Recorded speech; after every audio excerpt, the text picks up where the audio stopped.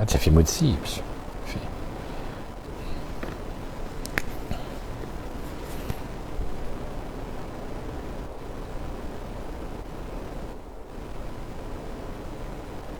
יש תקווה לאחריתך.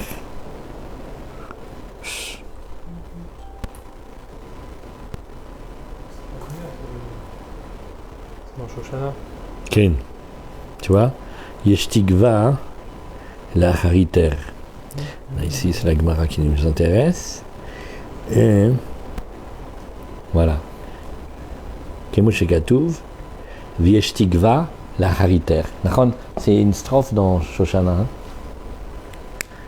Shalom, shalom les amis, bonsoir. Alors, voilà, de nouveau, on a la chance, Baruch Hashem, d'être là ici, tous ensemble, et de pouvoir... Et on a la chance de se... Voilà, on a la chance de se voir ici en direct de Tel Aviv, voilà, rue Elat, bientôt que vous puissiez venir et qu'on fasse tous ensemble une grande fête, un grand repas. Et en attendant, on se voit comme ça, et on se connecte comme ça des coins du monde. Et bientôt, il y a mon petit frère que je vais voir. Oui. Alors, ce soir, on a choisi un titre. Un titre, ça s'appelle Matzah ou Motse. Oui, de Montréal, de Eaux Furieuses de Vergazon. Voilà, très bien. Et alors, regardez, ce soir, le titre, on l'a mis directement et en hébreu. Pourquoi? Parce que c'est presque pas traduisible. C'est un proverbe, un pidgam, un adage qu'on dit en Israël. Quand on dit en Israël, c'est que dans le Talmud, il y a bien longtemps, alors il y avait comme un proverbe en Israël. Et ce proverbe, il touche quelqu'un qui vient de se marier. Alors, quand il vient de se marier, on lui dit comme une blague, on lui fait « Dis-moi, matzah ou motse ?» T'as trouvé ou tu trouves? Qu'est-ce que c'est t'as trouvé ou tu trouves? C'est en vérité 2 versets de la Torah. Parce qu'il y a 2 versets de la Torah, entre autres, qui parlent de la femme. Il vient de se marier, et on lui dit « Ah, ça y est, tu t'es marié, Mazal Tov et tout. » Alors comment c'est la vie? Comment tu trouves ta vie? Matzah ou motse? On va regarder ensemble quels sont les 2 versets. Il y a un verset qui dit Matzah Isha, Matzah Tov. Il a trouvé la femme, il a trouvé le bien. Voilà, il l'a trouvé, enfin. Il a attendu, il a cherché. Il ne croyait même plus qu'elle existait. Et voilà, elle est arrivée. Il l'a trouvée. Comment on trouve une trouvaille? Alors, il a trouvé la femme, elle a trouvé le bien. Ça se dit Matzah. Il a trouvé. C'est une manière de voir le monde. Et il y a un autre verset. Et lui, il dit Motse ani taisha mar mimavet. Tu sais quoi? Je trouve la femme plus amère que la mort. La mort, c'est amer. Mais elle est plus. Que d'ailleurs, cette phrase, on ne la comprend pas très bien parce que ça veut dire qu'il a connu la mort déjà. Puisque quand quelqu'un vient te dire « Ah là, celle-là, elle est pire que la mort. » Qu'est-ce qu'il veut dire par là? En général, on va dire « Je préfère mourir que de rester avec elle. » Bon, mais c'est pas vrai. Parce que je trouve la femme plus amère que la mort, on dirait qu'il sait de quoi il parle. Hein. Donc ça veut dire qu'il a déjà goûté la mort. Quelqu'un qui est déjà mort, il est revenu. Je ne sais pas s'il nous a fait un coma clinique, je ne sais pas qu'est-ce qu'il nous a fait, mais en tout cas, il sait de quoi il parle. Et il dit, je la trouve plus amère que la mort. Alors, en Israël, oui, shalom, et en Israël, voilà qu'est-ce que c'était le proverbe. Quand quelqu'un il s'est marié, on lui dit, alors, quel verset tu habites, toi? Tu es où? Est-ce que tu habites le morceau de la Torah où il y a marqué, et il a trouvé la femme, il a trouvé le bien?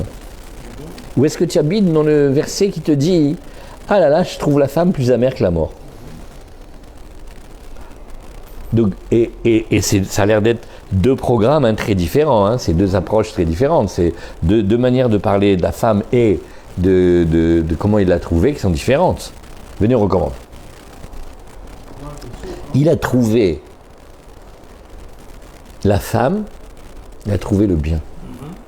Matsa Isha, Matsa Tov. Ça y est, mais ça y est, je l'ai trouvé. Mais tu sais pas comme je suis content. Et deuxième approche, je la trouve plus amère que la mort.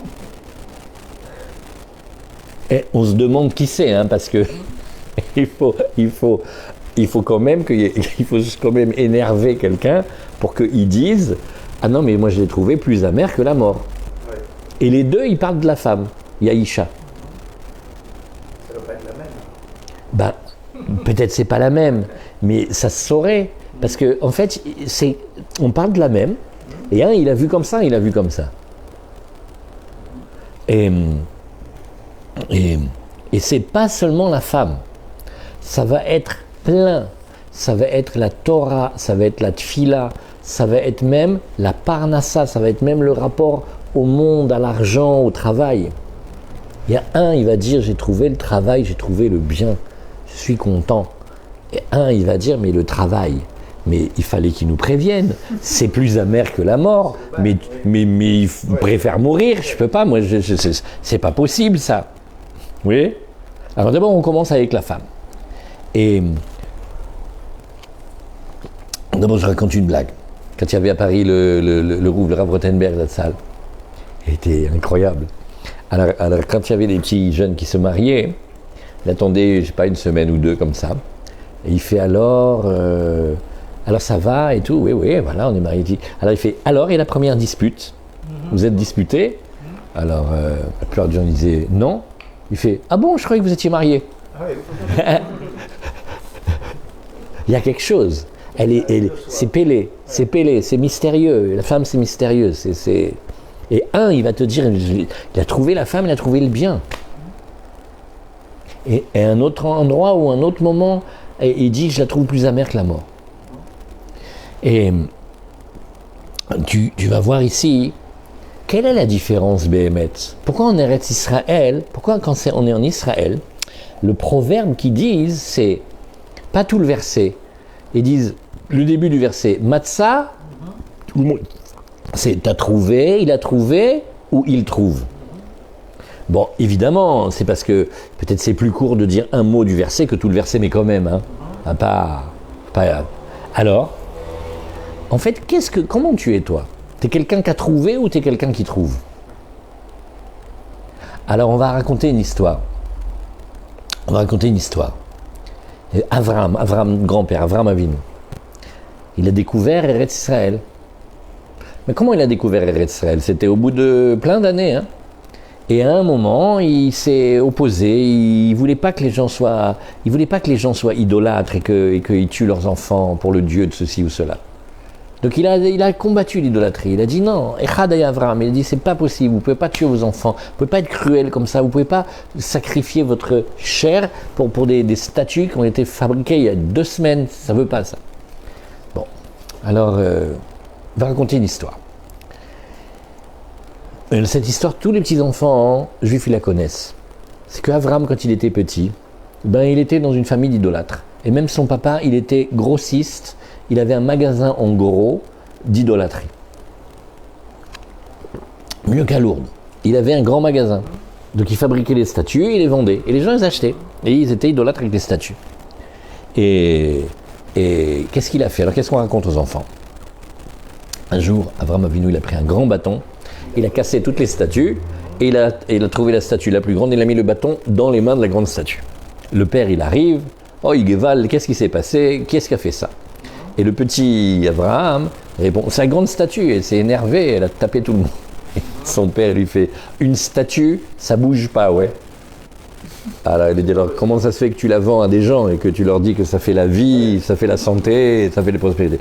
Bref, qu'est-ce qu'il a fait son père? Il l'a emmené chez le roi.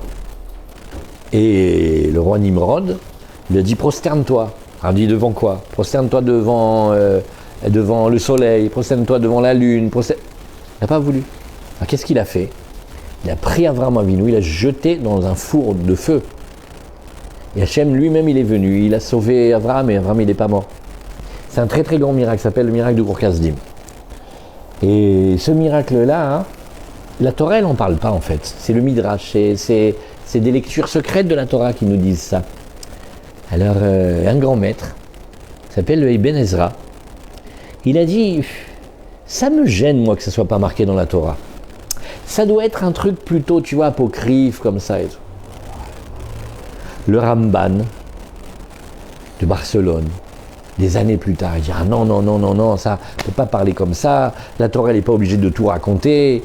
Et puis je vais t'expliquer pourquoi on n'a pas parlé du miracle. Parce que si tu parles du miracle, tu es obligé de parler de la discussion qu'il y a eu entre le méchant, le faussaire, l'idolâtre et Abraham. Et bien tu vois, quand il y a un débat entre des saints et des menteurs, il y a un danger. Parce que les menteurs, ils parlent vraiment bien. Et ils sont charmants. Et tu as toujours quelqu'un à la fin du débat, quand Moshe Rabbeinu ou le tzaddik il est venu, il a expliqué arrêtez avec le soleil c'est un astre, c'est un serviteur d'Hachem.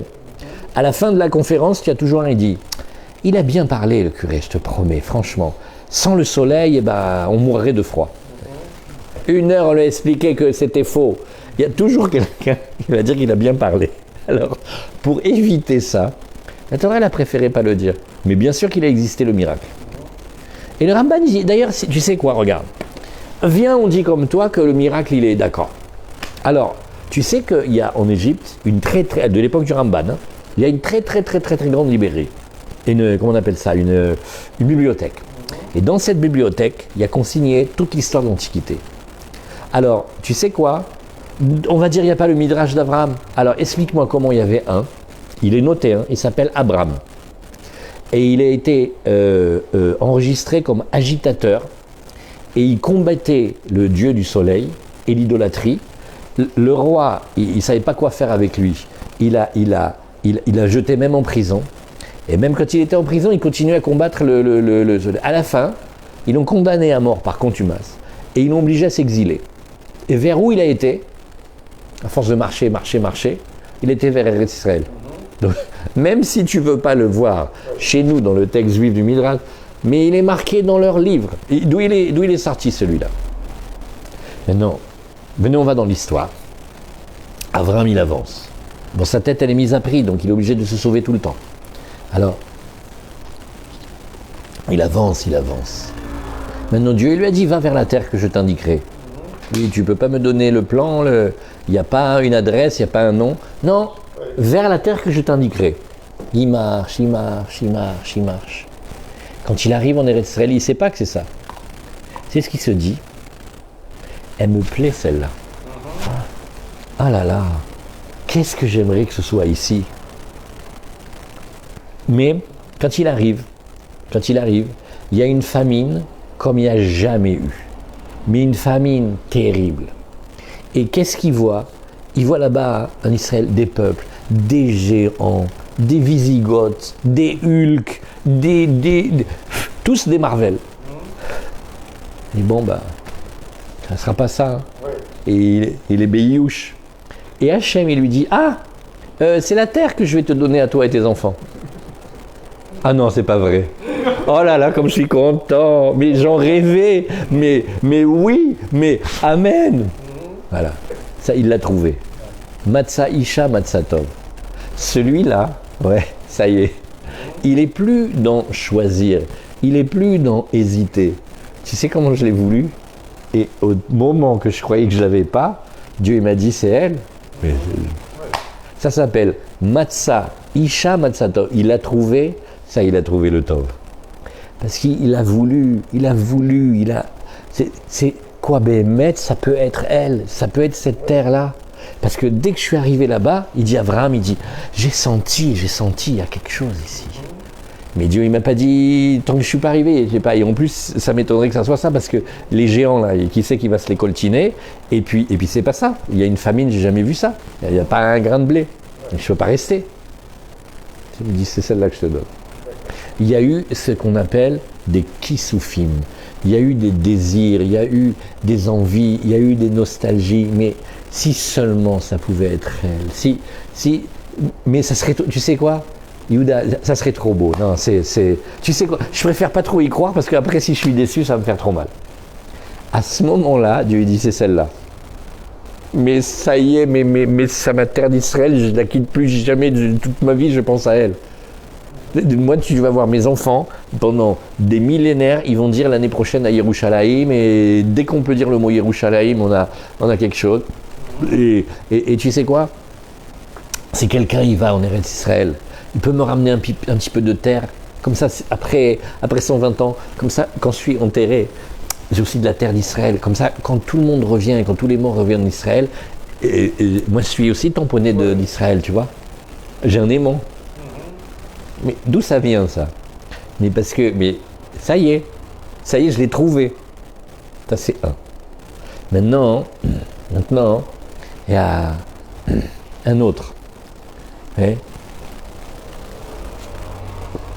Bon, écoute, on va aller voir, on va aller vérifier Israël parce que il y a des trucs qu'il faut voir et viens, on va la visiter, viens. Écoute, il faut voir comment elle est un petit peu. Ça s'appelle les Meraglim, les explorateurs. C'est la plus grande bérésina qu'on ait fait. Ça s'est terminé, mais en drame, si. Et ben,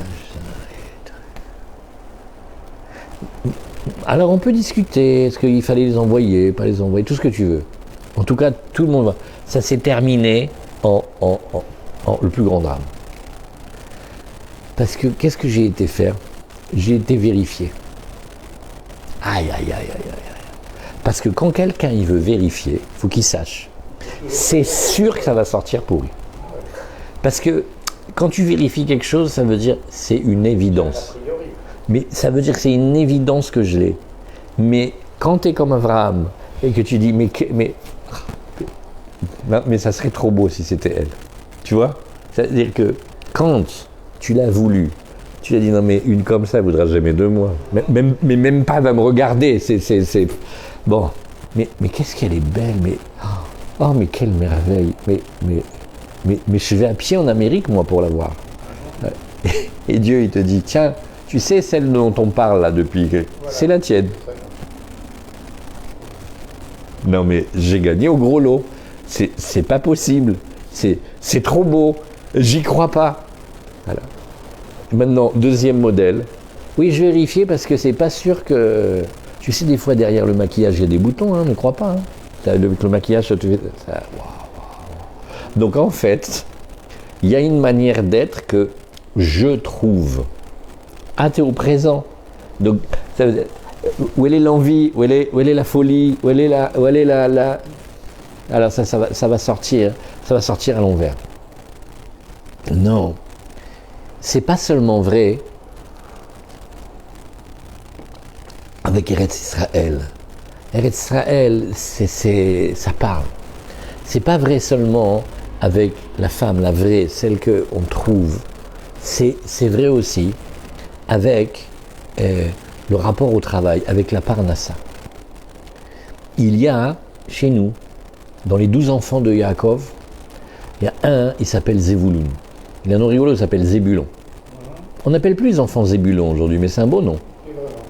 Zébulon, c'est super, même en français il est beau. Zébulon. Et il s'appelle Zvouloun. Maintenant, qu'est-ce qu'il fait lui? Il habite au bord de la mer. Il prend des grands bateaux. Il va loin, et il va ramener des marchandises.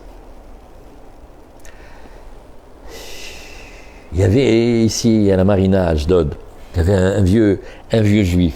Il est parti maintenant. Wow.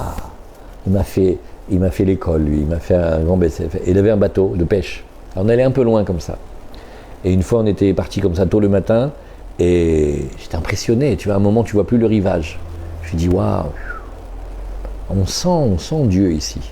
Et il me regarde avec son air de vieux baroudeur comme ça. Il me fait, et pourquoi sur la terre ferme? Non. Ouais. On peut apprendre, hein. Ça c'est un cadeau de Dieu, ça c'est un enseignement. Mais les marins, c'est marqué dans le Talmud, la plupart des marins, c'est des grands prieurs. C'est des chassidim. Les marins, ils sont comme Aouman. Parce que quand on est en pleine mer, on fait quoi si le bateau il marche pas? On fait quoi s'il y a une déferlante? On fait quoi s'il y a les pirates? On fait quoi s'il n'y a pas de vent? Tu peux appeler personne. Donc ils ont le cœur brisé. Donc quand tu pars en mer, c'est surtout quand tu rentres au port que tu es content. Donc quand on fait une fête, comme dans la belle chanson, la la la la la la la la la la, tu vois, et c'est quand on rentre au port. Mais quand on part et que c'est l'hiver et qu'il y a des vagues de 14 mètres et que tu ne sais pas si tu rentres entier, tu ne peux pas tellement sortir content. Eh bien, qu'est-ce qu'il y a marqué? Samar Zevulun Betsetera. Zébulon, il sort, il est content, il va en pleine mer. Tu connais, toi, quelqu'un qui se jette dans le monde du travail et il est... J'ai pas dit content, inconscient, quand au début il croit qu'il va gagner de l'argent. Ouais. Je parle, une fois qu'il a déjà tourné, il fait « Ouh là là !» Vivement que je rentre. Ouais. Ça y est, tu peux plus retourner en arrière. Et maintenant, il y a des grandes vagues, mais tu fais quoi maintenant? Et il est content. Alors, il y a un secret. Il est super content, Zevulun, parce qu'il a un frère qu'il adore. Il s'appelle Issachar. Et tous les deux, ils sont ensemble. Et Issachar, lui, il est dans les livres. Et il lui raconte, il fait, tu sais, en ce moment, j'apprends ce livre, et comme ça, j'aimerais bien le finir, et tout. Maintenant, Zevulun, il comprend que Issachar, il aimerait bien finir le livre. Mais il a une femme et des enfants, comment il va faire? C'est bon, je m'occupe. Ce mois-ci, je m'occupe de lui. Allez. Bon, mais pour ça, il faut que je prenne le bateau. Et il aille chercher au loin des marchandises. Il s'occupe de son frère. Il est content de s'occuper de son frère. Il a une joie de s'occuper de son frère. Et donc, quand il sort, même quand il va aller au loin, au large, là où c'est dangereux, il a une certitude, il voit de la lumière, il est heureux. Ça s'appelle aussi Matzah Isha Matzah Tov. Parce que Isha, dans la Torah, la femme, elle veut dire plein de choses. La partie cachée, la féminité, la prière, la émouna, la confiance, la shrina, Eretz Israël, et la confiance. Et quand il est dans le travail, ouais, bien que c'est pas facile, il s'est pas arrêté de voir Hachem. Et il a un but qui le relie à la terre ferme. Et il dit, attends mon petit frère, comment je vais m'occuper de lui? Là, ce mois-ci, il est tranquille. D'abord, je vais m'occuper des petits, parce que je ne peux pas les voir comme ça avec les chaussures Rayuyu Carnaval. Je vais leur faire les chaussures, je vais leur faire le cartable, je vais lui remplir le frigidaire. Comme ça, il peut être dans le livre. Comme ça, il peut. Ça, quand il va sortir, il est dans la joie. Ça s'appelle celui qui a trouvé la femme, il a trouvé le bien. La femme, c'est aussi le travail. C'est le grand Khidouche qui dit ici, Rabbi Nachman. Tu peux rester attaché à Hachem. Et même quand il part sur le bateau, il sait que c'est bien. Ce qu'il va faire, c'est bien. Parce qu'il a un but. Il pense à l'amour qu'il a pour son frère. Mais c'est d'avoir mon de gadol. Et ça s'appelle comment? Maintenant, à l'inverse. Waouh! Non, c'est plus amer que la mort. Et de qui on parle? On parle de celui qui va être persuadé qu'il faut travailler beaucoup et que Dieu n'est pas capable de l'aider même s'il travaille qu'un peu. Ça, c'est très très fort. Regardez, ça, on va le faire bien. C'est une longue étude, ça. C'est que, oui, parfois, on ne se rend pas compte, mais on peut commencer à dire des choses qui sont des vraies hérésies. Non, mais de toute façon, c'est pas possible que cette affaire elle se règle facilement. Donc il est déjà rentré maintenant dans un système qu'il veut que ce soit compliqué. Mais il y a des fois des choses qui se passent facilement. Oui, non. Tu veux, oui, viens en signe, voilà, hop. Des pourcentages, des dividendes, ça y est. Combien de temps ça a pris? 5 minutes, oui, non. Tu peux laisser... Ouais, exactement. Tu sais que tu peux... Exactement, Razak. Tu sais que ça peut se faire facilement si Dieu y veut. Mais si je pense, ah non mais c'est obligé que ça soit dur, hein, avec toutes sortes de phrases qu'on entend depuis qu'on est petit. Ah ben c'est la crise, l'homme est un loup pour l'homme, tu sais si tu écrases pas les autres, c'est eux qui vont t'écraser. Et toutes ces phrases moches et horribles et pas belles du tout qu'on a répétées toute une vie. Non, c'est dur ces phrases-là. Et l'homme est un loup pour l'homme et tout. Mais pourquoi on est obligé de mordre? Pourquoi tu peux pas faire des bisous avec ta bouche? Tu peux pas parler gentiment? Il faut que tu mordes. On est des vampires. Qu'est-ce que c'est ça? Ça suit de la dernière fois avec les cannibales. Bonjour. Vous avez un joli cou, je peux m'approcher, sentir. Non, non, non, tout surtout pas. Il veut me manger. Pourquoi tu es obligé d'être comme ça? Ça, il dit, c'est parce qu'on n'a pas confiance en Hachem. Si on a confiance en Hachem, mais il peut nous faire facilement. Maintenant, comme on pense que Hachem, il ne peut pas faire facilement, donc on va s'inventer plein de règles que c'est obligé d'être dur. Et on va travailler beaucoup plus que ce qu'on a besoin. Et la vie, elle va être amère. Et donc on va dire, ah non mais j'ai vu moi le travail, c'est plus amer que la mort. Ah bah lama. Maintenant, c'est Dieu qui donne. Des fois ça peut être facile, des fois ça peut être difficile, mais est-ce qu'on peut le laisser? Est-ce que s'il veut Dieu, il peut nous faire facilement? Est-ce qu'on peut le laisser travailler? S'il veut. Il y a quelqu'un qui il a dit, voilà, celui-là, regarde, il a fait l'Alia, il a travaillé toute sa vie, moi je m'occupe de lui, il va être tranquille. Bon. Tu vas dans un bureau, il t'a donné un truc, t'as pas compris comment c'est marché, mais en tout cas, t'as tes entrées, t'es tranquille. Non, c'est pas possible que ça soit vrai, il faut que ce soit compliqué. Donc il n'a pas été au rendez-vous. Il blata. Je vais tout organiser. On en a choisi comme ça quelques-uns. Il y a ceux qui sont tranquilles. Pourquoi tu te laisses pas faire si on veut te donner tranquillement, doucement, avec douceur et avec facilité, l'âme? Pourquoi tu es obligé de vouloir que ça soit compliqué? Parce que quand tu veux ça, et tu laisses pas Dieu t'aider, donc oui, ça va être compliqué. Donc on va rentrer dans des histoires de soucis et d'angoisse et de trop faire. Rendre la trouver plus amère que la mort. Pourquoi? Parce que c'est nous qui allons rajouter, on n'est pas obligé de rajouter. Chacun il a sa part. Des fois c'est un peu, des fois c'est beaucoup, mais laisse croire et aie confiance que Hachem il peut amener quelque chose à l'homme par un enchaînement simple, facile, pas compliqué. Si tu vas dans ce sens-là, tu es comme celui qui trouve son amour, sa femme, ou sa terre d'Israël, ou sa Torah. Ça y est, j'ai pas besoin de chercher plus. Pourquoi j'ai pas besoin de chercher plus? Elle me convient, elle a tout ce qu'il faut. Et puis non seulement ça, j'en ai eu envie. À un moment, j'ai pensé que je méritais pas de la voir. Quand Hachem après il la donne, c'est chaque fois on se rappelle que j'ai failli pas la voir. Par contre, quand je vais en train de vérifier si Bémet répond à tous mes critères d'exigence, là c'est comme si on avait signé que ça va foirer. Pourquoi? Parce que Kailou, c'est normal, tout doit être déjà comme ça, je comprends pas comment ça se fait que la vie elle me fait ça et que ceci et cela, mais tu vois et ça c'est un rapport à la femme et même au travail, mais Aval Zedavar Gadol. C'est la même en fait. En fait on parle d'une seule et même. Des fois, je vais la trouver, ça y est, j'ai trouvé, elle est mieux que tout. J'ai trouvé le Tov, j'ai trouvé le bon, j'ai trouvé Dieu, j'ai trouvé la puissance, la Torah, la lumière, la Emoun, j'ai tout trouvé. Et des fois, c'est, oulala, non, mais c'est plus amer que la mort. Il y en a une, c'est une vie, et il y en a une autre, c'est pas une vie. Il y a parfois un travail, c'est la vie, et des fois, il y a un travail, c'est pas une vie. Qu'est-ce que c'est que c'est pas une vie? C'est pas pour ça que tu es venu. Cherche, il y a un truc, c'est pas comme ça que ça doit être.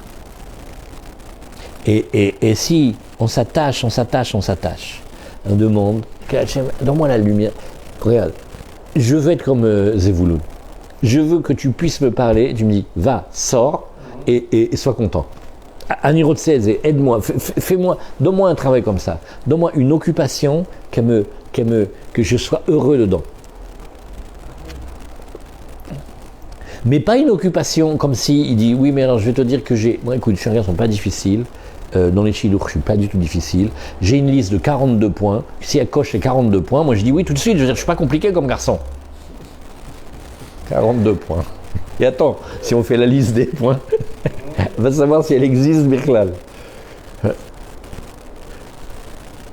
Et il y en a une, ah là là, ah ça sera jamais ça. Et Hachem il dit oui. Il dit c'était celle-là, il y a Jmeul que je t'ai dit que c'était pour toi. Oh, non, Bémet. Il y a cette chose-là, c'est pour ça que Hachem, il fait les kissoufim et les méniotes. Chaque fois qu'il y a un empêchement, chaque fois que tu te dis, l'empêchement, il est là pour te réveiller ton envie profonde. Dès que tu t'es connecté, tu l'as trouvé, ça y est, allez, maintenant c'est bon. Et ça fait qu'on peut être avec Bamash de la Simcha. Mais quand on vérifie chaque chose, ça ne va pas qu'on vérifie. On ne peut pas vérifier tout le temps. Alors ça, c'est ici ce point-là. Tout à l'heure avec les amis, on a parlé David Ameller. Il a fait des chants pour Hachem, il a fait des poèmes, des torotes pour Hachem. Maintenant, il a tellement, David Ameller, notre roi, il est tellement pur dedans, il arrive à se souvenir des choses que personne ne se souvient. Quand sinon nous on fait un test, on arrive à se souvenir des souvenirs de quand on avait 3 ans. Parfois il y a des gens qui se souviennent que s'ils avaient 2 ans. Lui il se souvient quand il tétait sa mère. Quand il allaitait, il se souvient. Il se souvient quand il était dans le ventre de sa mère. Il se souvient même quand il était à l'intérieur du premier homme qui a été créé. Parce que lui, il ne devait pas vivre. Il devait mourir à la naissance. Il devait naître et mourir. Et quand Dieu il a montré le déroulement de l'histoire de tous les hommes qui peupleraient la planète au premier homme, Adam Arishon, quand il a vu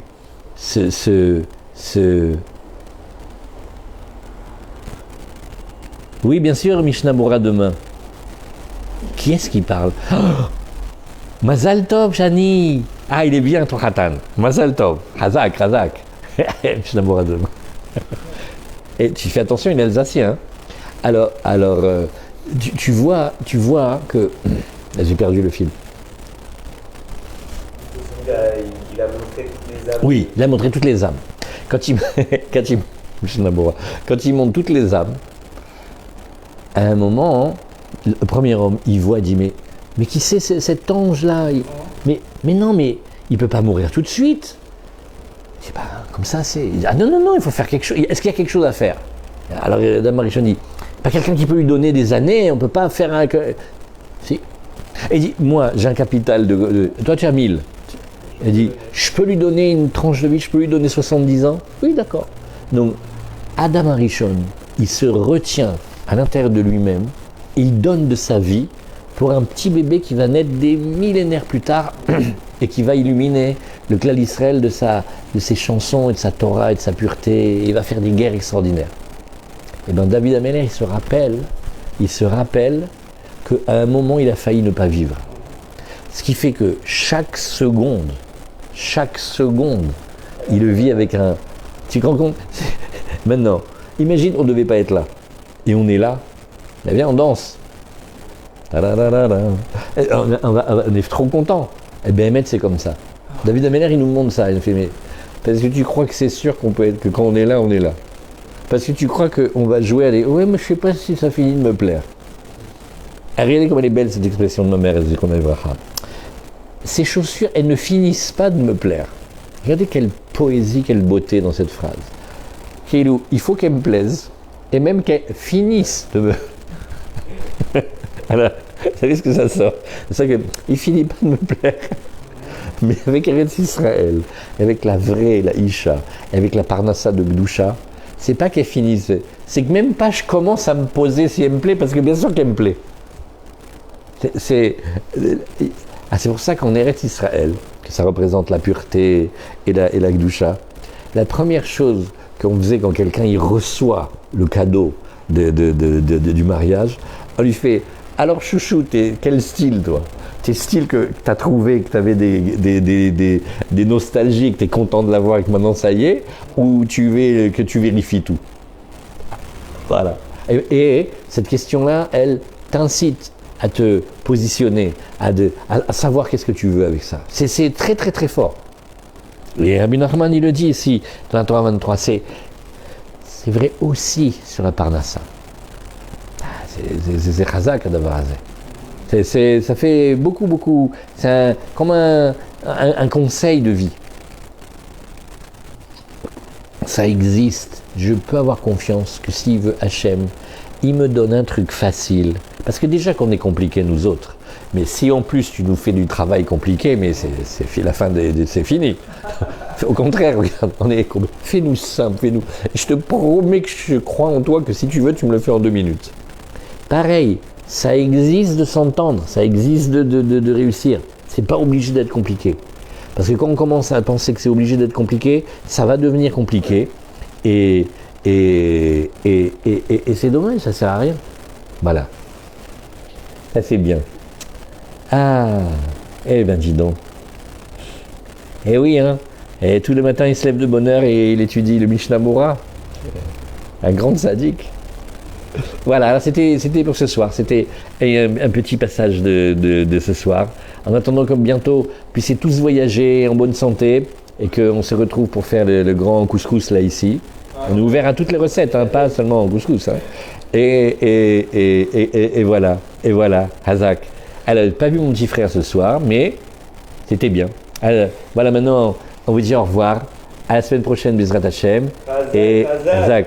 Allez, super. Voilà. On appuie là.